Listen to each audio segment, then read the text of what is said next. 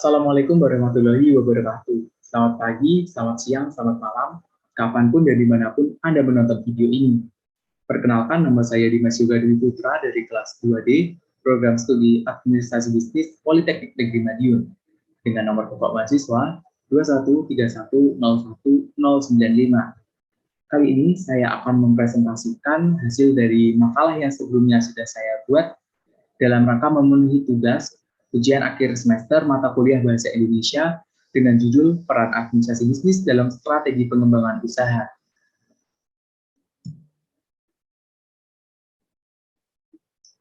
Yang pertama yaitu latar belakang. Nah, dalam dunia bisnis, peranan administrasi bisnis ini sangat penting dan sangat berpengaruh pada pengembangan usaha. Sebagai contoh adalah pada penjualan produk. Agar dapat mencapai target yang baik, maka diperlukan administrasi bisnis yang baik pula. Selain itu, administrasi bisnis dapat digunakan agar pemasaran dapat berjalan dengan baik dan lancar. Seiring dengan persaingan usaha yang kian masif, maka perusahaan harus mempunyai strategi pemasaran yang baik. Nah, berdasarkan latar belakang tersebut, maka saya tertarik untuk menyusun sebuah makalah dalam rangka menambah wawasan mengenai peran administrasi bisnis dalam strategi pengembangan usaha.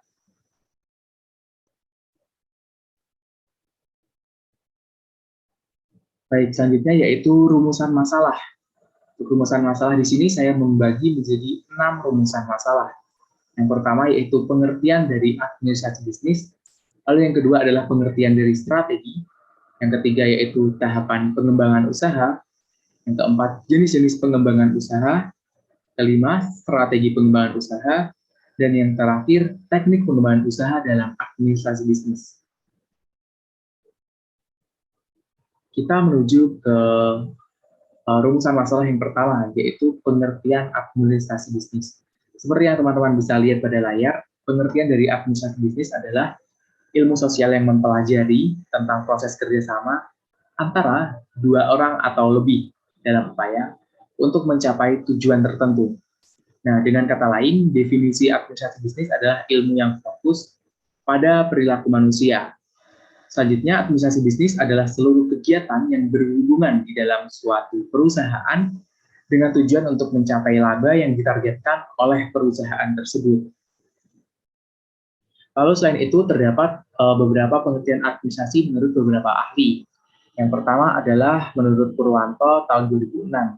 Ia menjelaskan bahwa administrasi bisnis adalah keseluruhan kerjasama dalam memproduksi barang atau kerjasama dalam produksi jasa yang dibutuhkan dan diinginkan pelanggan hingga penyampaian barang atau jasa tersebut kepada pelanggan dan memperoleh dan memberikan keuntungan secara seimbang, bertanggung jawab, dan berkelanjutan. Selanjutnya, pengertian administrasi menurut Wayong tahun 2011 yang menyatakan bahwa administrasi bisnis adalah suatu keseluruhan kegiatan mulai dari produksi barang dan jasa sampai tibanya barang dan jasa tersebut di tangan konsumen.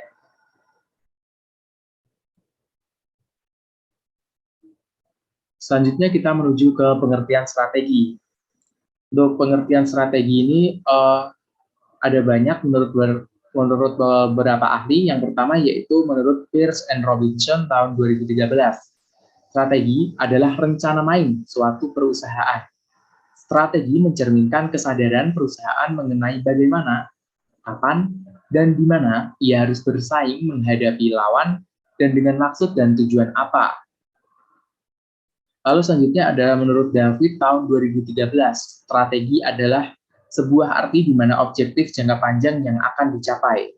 Strategi merupakan potensi dari sebuah aksi yang memerlukan keputusan manajer puncak dan membutuhkan sumber daya yang besar. Strategi juga mempengaruhi sebuah kesuksesan organisasi. Biasanya hanya bertahan sampai dengan 5 tahun dan perusahaan berorientasi pada masa depan. Strategi mempunyai konsekuensi multidivisional yang membutuhkan pertimbangan di antara eksternal dan internal. Lalu ada pengertian strategi menurut Dewanti tahun 2008 dalam buku Kewirausahaan. Strategi adalah pola tindakan utama yang dipilih untuk mewujudkan visi organisasi melalui misi-misinya. Nah, dari beberapa pengertian di atas, maka kita dapat menyimpulkan arti dari strategi adalah alat yang digunakan suatu perusahaan yang merupakan suatu perencanaan berskala besar dengan orientasi masa depan yang berhubungan dengan bagaimana suatu perusahaan memposisikan dirinya guna berinteraksi dengan kondisi persaingan untuk mencapai keunggulan yang kompetitif.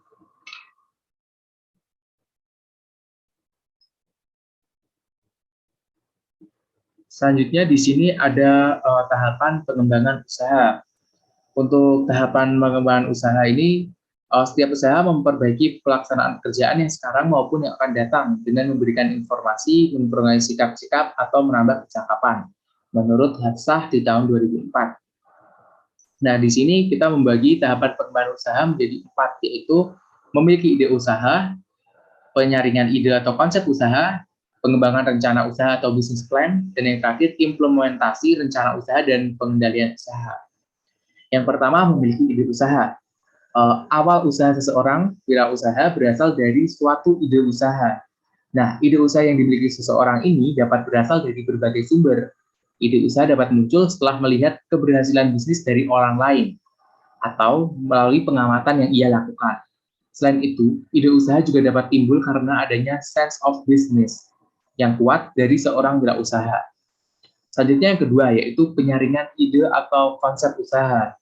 Pada tahap selanjutnya, wirausahawan akan menuangkan ide usaha ke dalam konsep usaha yang merupakan tahap lanjut ide usaha ke dalam bagian bisnis yang lebih spesifik. Nah, penyaringan ide-ide usaha akan dilakukan melalui suatu aktivitas penilaian kelayakan ide usaha secara formal maupun yang dilakukan secara informal. Lalu yang ketiga, pengembangan rencana usaha atau business plan. Wirausaha adalah orang yang melakukan penggunaan sumber daya ekonomi untuk memperoleh keuntungan. Maka, komponen utama dari perencanaan usaha yang dikembangkan oleh seorang wirausaha adalah perhitungan proyeksi rugi laba dari bisnis yang dijalankan. Proyeksi rugi laba merupakan muara dari berbagai komponen perencanaan bisnis lainnya, yaitu perencanaan bisnis yang bersifat operasional.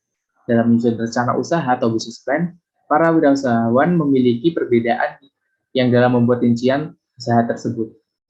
Selanjutnya yang keempat yaitu implementasi rencana usaha dan pengendalian usaha. Rencana usaha yang telah dibuat baik secara rinci maupun global, tertulis maupun tidak tertulis, selanjutnya akan diimplementasikan dalam pelaksanaan usaha.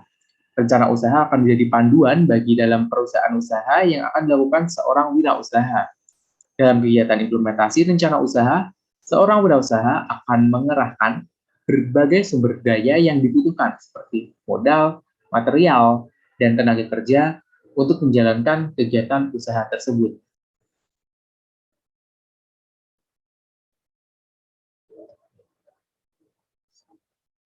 Baik, selanjutnya saya akan menjelaskan mengenai jenis-jenis pengembangan usaha. Di sini ada menurut dua pendapat ahli, yaitu menurut Subagio tahun 2008 dan juga menurut Humaizar tahun 2010.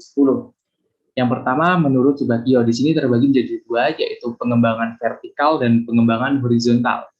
Kira-kira apa sih pengembangan vertikal itu? Jadi, pengembangan vertikal adalah perluasan usaha dengan cara membangun inti bisnis baru yang masih memiliki hubungan langsung dengan bisnis utamanya. Hal yang kedua, pengembangan secara horizontal, yaitu pengembangan usaha baru yang bertujuan memperkuat bisnis utama untuk mendapatkan keunggulan komparatif yang secara lain produk tidak memiliki hubungan dengan core bisnisnya. Lalu untuk yang kedua, menurut Humaizar di tahun 2010, di sini dibagi menjadi tiga, yaitu perluasan ke hulu atau hilir, diversifikasi usaha, dan menjual bisnis. Yang pertama, perluasan ke hulu atau hilir. Arah pengembangan usaha disesuaikan dengan posisi usaha yang saat ini. Jika usaha tersebut berada di hilir, maka pengembangannya ke arah hulu. Kelebihannya, pengembangan pada posisi ini lebih mudah karena telah mengetahui pasar, sumber material, dan teknologi. Kekurangannya, jika terjadi permintaan produk pada bisnis ini melemah, maka peringkat penjualannya pasti akan menurun. Selanjutnya adalah diversifikasi usaha atau mengembangkan usaha ke berbagai jenis usaha. Kelebihannya, jika salah satu jenis usaha mengalami penurunan permintaan pasar atau rugi, maka usaha yang lain masih dapat menutupi kerugiannya. Kekurangannya, pengembangan cara ini cukup sulit dilakukan karena harus mempelajari dari awal baik pasar, sumber material, ataupun teknologi, dan sebagainya. Yang ketiga, menjual bisnis atau franchise. Nah, arti dari menjual bisnis di sini adalah menjual hak patennya. Ini dilakukan ketika usaha tersebut sudah memiliki hak paten atas produk dan jasa serta konsep pemasarannya.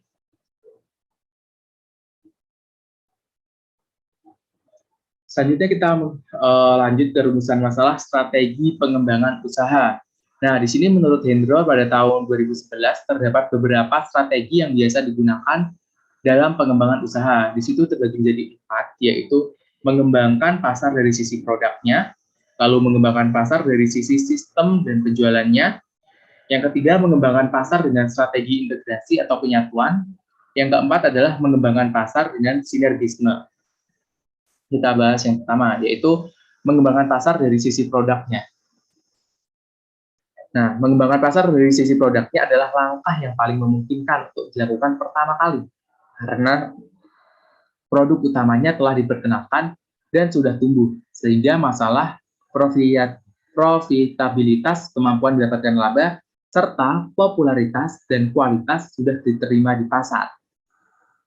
Yang kedua yaitu mengembangkan pasar dari sisi sistem penjualannya. Nah, banyak strategi pengembangan pasar dilakukan mengembangkan sistem penjualannya, antara lain seperti mengembangkan sistem distribusi penjualan ke dalam atau internal, antara lain mengembangkan sendiri seperti membuka cabang baru di kota-kota yang besar, lalu membuka outlet, agen, atau sejenisnya atas dana sendiri dan membuka jalur distribusi sendiri. Yang kedua adalah mengembangkan melalui kerjasama dengan pihak lain. Selain itu, mengembangkan sistem jaringan pemasaran dengan pihak lain, antara lain yang pertama, membuat jaringan pemasaran secara berjenjang, lalu yang kedua adalah MLM atau multi-level marketing, di mana konsumen adalah pemasar dan distributor, sekaligus membuat atau menyusun merencanakan sistem franchise dengan menjual jaringan standar operasional, merek produk, nama perusahaan, popularitas, dan lain-lain. Selanjutnya kita menuju ke nomor 3, mengembangkan pasar dengan strategi integrasi atau penyatuan. Terdapat 2 jenis integrasi, yaitu yang pertama integrasi secara vertikal, yaitu penyatuan integrasi vertikal dengan cara membeli perusahaan ke dalam atau membeli perusahaan keluar. Contohnya adalah perusahaan mie yang membeli perusahaan gandum. Lalu ada juga perusahaan hypermarket yang membeli perusahaan jaringan minimarket lainnya. Lalu selanjutnya ada integrasi secara horizontal, yaitu penyatuan integrasi perusahaan yang produknya tidak sama, tapi menunjang kesuksesan bisnisnya. Contohnya adalah perusahaan sepatu membeli perusahaan alat-alat olahraga dan lain-lain. Selanjutnya yang keempat yaitu mengembangkan pasar dengan sinergisme. Nah, melakukan pengembangan pasar dengan cara mengadakan perjanjian kerja sama antara dua perusahaan yang berbeda pasar dengan tujuan swap market atau tukar pasar, dan memperkuat satu sama lainnya karena keduanya mempunyai keistimewaan. Perusahaan yang satu ingin memasarkan produknya ke pasar dan perusahaan yang lainnya ingin menambah calon pelanggan. Contohnya adalah bank dan asuransi, rumah sakit dengan asuransi, dealer mobil dengan asuransi, dan lain-lain.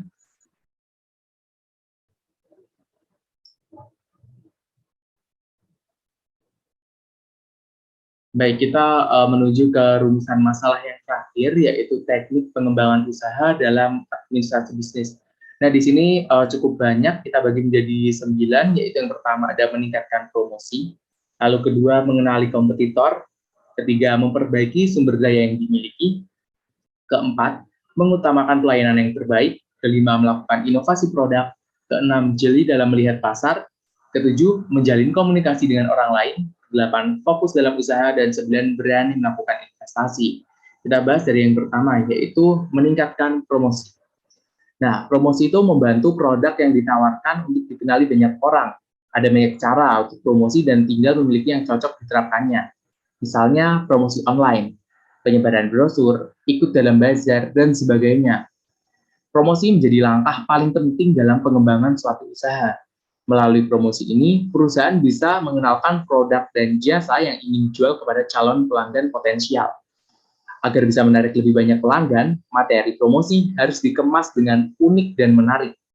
Promosi bisa dilakukan secara online melalui media sosial atau offline dengan pembagian brosur, pemasangan baliho, dan lain sebagainya. Lalu yang kedua yaitu mengenali kompetitor. Apapun jenis perusahaannya, penting untuk mengenali karakter dari kompetitor, mulai dari bagaimana mereka memproduksi suatu barang, lalu sampai teknik pemasaran yang mereka lakukan. Nah, perusahaan dapat mengetahui apa saja kelebihan yang dimiliki dari kompetitor, kemudian membandingkannya dengan produk dari bisnis perusahaan tersebut. Tak perlu mengadopsi semua kelebihan kompetitor. Perusahaan dapat menjadikannya sebagai bahan acuan untuk kemudian memodifikasinya sesuai dengan ciri khas dari bisnis perusahaannya. Dengan demikian, akan tercipta produk yang berbeda, unik. Lalu selanjutnya, memperbaiki sumber daya yang dimiliki. Nah, sebuah bisnis bisa berkembang dengan pesat dalam waktu singkat jika ada kontribusi dari sumber daya yang ia miliki, baik sumber data produk ataupun sumber daya manusia. Nah, perbaikan sumber daya akan membantu ciptaan produk unik yang bisa meningkatkan perkembangan bisnis dan menarik lebih banyak pelanggan. Nah, semakin baik kualitas sumber daya yang digunakan, semakin tinggi juga mutu produk yang bisa dihasilkan. Perusahaan cukup memulainya dengan memiliki tim dan staf yang memiliki kemampuan mumpuni, handal, menyiapkan bahan berkualitas, dan mampu melayani pelanggan dengan pelayanan yang layak. Selanjutnya yang keempat, yaitu mengutamakan pelayanan yang terbaik. Nah, pelayanan terbaik adalah membuat konsumen merasa nyaman dan juga senang ketika membeli produk yang kita pasarkan. Nah, teknik ini sangat penting untuk diperhatikan karena bisa memperhatikan customer dalam kurun waktu yang lumayan lama. Selain itu, perusahaan perlu menjaga hubungan baik dengan para konsumennya. Contohnya, untuk memanfaatkan dunia digital semaksimal mungkin demi menjaga hubungan baik dengan para pelanggan. Berikan pula kesan yang positif dengan menjawab setiap pertanyaan para pelanggan dengan ramah dan solutif. Selanjutnya, melakukan inovasi produk. Nah, perusahaan harus melakukan inovasi dari produk. Teknik ini perlu dilakukan untuk membuat pelanggan tetap setia dalam membeli produk yang perusahaan kita jual. Kita bisa mencoba memproduksi produk baru sesuai dengan perkembangan tren. Misalnya saja, suatu usaha bergerak di bidang kosmetik. Nah, saat ini kan tren skincare dan kosmetik dari Korea itu sedang booming ya. Maka perusahaan dapat memasarkan produk yang diimpor dari negara tersebut atau memproduksi barang dengan manfaat yang serupa. Selanjutnya yang keenam yaitu jeli dalam melihat pasar. Nah, memahami kondisi pasar sangat penting untuk menentukan kebijakan. Misalnya, banyak orang lebih suka membeli produk yang viral sekali, bahkan dia tidak tahu kualitasnya lebih rendah dari produk kompetitornya. Kecenderungan-kecenderungan pasar yang cukup unik ini perlu dikaji dengan pengembangan usaha agar bisa memasarkan produk yang benar-benar diminati konsumen. Lalu yang ketujuh, menjalin komunikasi dengan orang lain. Nah, menjalin komunikasi dengan pihak lain akan membuka akses informasi pada banyak hal. Yang pertama, ibarat mata-mata, maka memperluas jaringan komunikasi bisa sekaligus mengumpulkan data-data empiris untuk diterapkan pada pengembangan usaha, seperti perluasan area pemasaran atau penargetan pada konsumen tertentu. Selanjutnya yang kedelapan adalah fokus dalam usaha. Dalam menjalankan usaha, tetap perlu untuk selalu fokus. Saat kesuksesan telah diraih, maka pelaku tetap perlu fokus dalam mengendalikan usahanya agar dapat terus berkelanjutan. Hindari melakukan tindakan-tindakan yang bisa membahayakan usaha kita. Lalu yang kesembilan, berani melakukan investasi. Pengembangan usaha umumnya memerlukan modal yang tidak sedikit. Oleh sebab itu, pelaku bisnis mesti berani mengambil resiko seperti menjual aset pribadi untuk modal, atau meminjam dari pihak lain dengan mengedepankan tanggung jawab dalam perusahaan.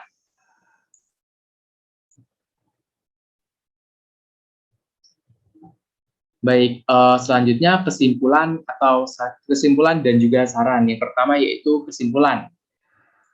Ilmu administrasi bisnis tadi kan mengembangkan konsep-konsep dasar dari keilmuan tersebut sedemikian rupa sehingga tidak saja aktivitas operasional perusahaan berjalan lancar dan efisien, namun sekaligus pula mendapat arah dan strategi yang oleh semangat kepemimpinan bisnis, berani mengambil resiko, mampu baca peluang, dan terus melahirkan ide-ide kreatif dan segar. Apa yang telah dilakukan oleh kaum wirausaha tidak cukup dibiarkan berkembang secara alamiah, melainkan harus ditopang oleh dunia akademis yang dalam hal ini tidak lain yaitu ilmu administrasi bisnis. Lalu untuk saran, penulis yang memberi saran bagi perusahaan yang ingin mengembangkan usahanya dengan memanfaatkan administrasi bisnis.